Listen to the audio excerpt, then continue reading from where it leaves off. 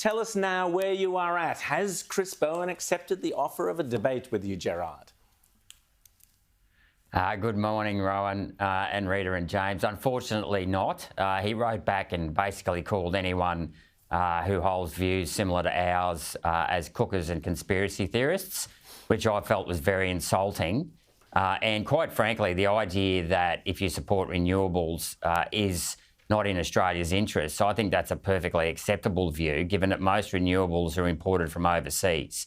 And it doesn't make any sense to be importing solar panels and wind farms when we've got homegrown coal and uranium reserves here, some of the best coal and uranium reserves in the world, I might add. So, and the unfortunate thing about this is this typical abuse and censorship and gaslighting of people who have a different view to the people in the establishment. It's costing Australians tens of billions of dollars in taxpayers' money, whether it's through higher energy bills or through billions of dollars wasted on subsidies for renewables.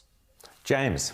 Senator, I wanted to talk about another way that there seems to be this real upward pressure on the cost of living, and that's going to be these IR laws, which are coming through. And we've heard new reports about the way the new laws are going to smash family businesses, particularly by letting unionists into family businesses, destroying trust within small businesses, and creating basically a situation where big businesses can absorb the cost of regulation and these, union activities, whereas small businesses can't. Tell us about that, and are you concerned that we are returning to sort of the old days pre-reform when basically big governments, big unions and big government all carved up the pie together? We're not returning to the old days. Those days never left as far as I'm concerned, James, and this is just another march from the left into small business. And what will happen here, if it's not the regulation that will strangle small business, it's the intimidation. Small business, you just won't bother employing anyone. The article you sent me yesterday to read up on it, I actually sent that to one of my best mates who runs a small business down on the Gold Coast because I knew the impact it would have on him. He has a small number of employees, but he's got the guts. He gets up at 4 o'clock every morning, and it will have a severe impact on him. And I know this guy, like a lot of people who run small businesses, they epitomise everything that's great about this country, and they don't like the government telling them what to do, and they don't like other people telling them what to do. And I know that, he's not going to like having unions come into his business and tell him what he can and can't do. And as he should, because he's out there putting his nose to the grindstone every day, and it's up to us to make sure that we don't let the unions destroy small business in this country. Rita. Well, small business, big business, it's all being hurt with energy costs, and yet we've got Chris Bowen.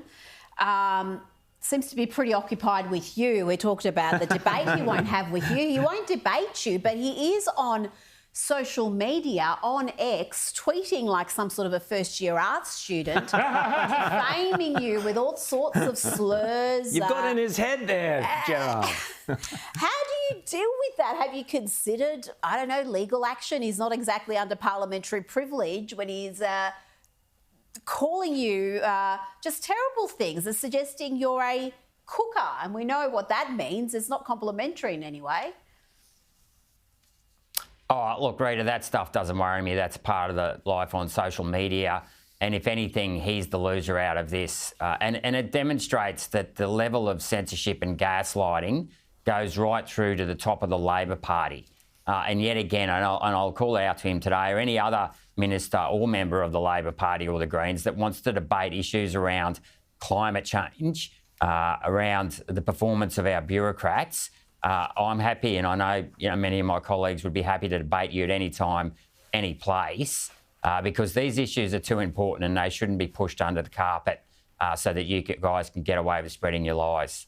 Well, I think, Gerard, you've got a really good point there that Labor just refused to debate these things. They push ahead with these mad policies, particularly on climate change, but in many other areas, without having the proper debate, without listening to those alternative opinions, and the average Australian suffers. But the great news is you're there fighting. So let's give your Twitter, your X handle, a plug. If you want to hear what is upsetting Chris Bowen so much, please follow @Senator Rennick there on Twitter and X, and you'll actually hear common sense arguments about the things that this government are doing so wrong in this country. Gerard Rennick, great as always to have you here on Outsiders, and keep up the great fight.